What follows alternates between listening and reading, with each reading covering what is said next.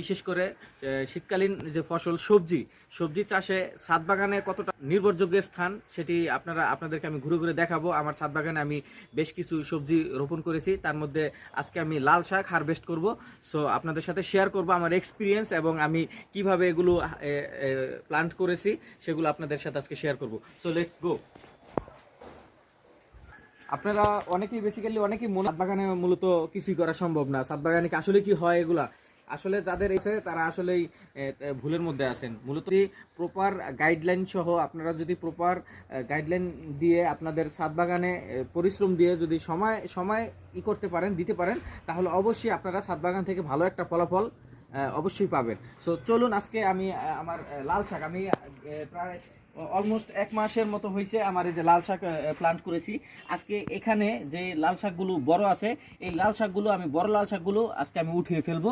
অনেকগুলো আছে।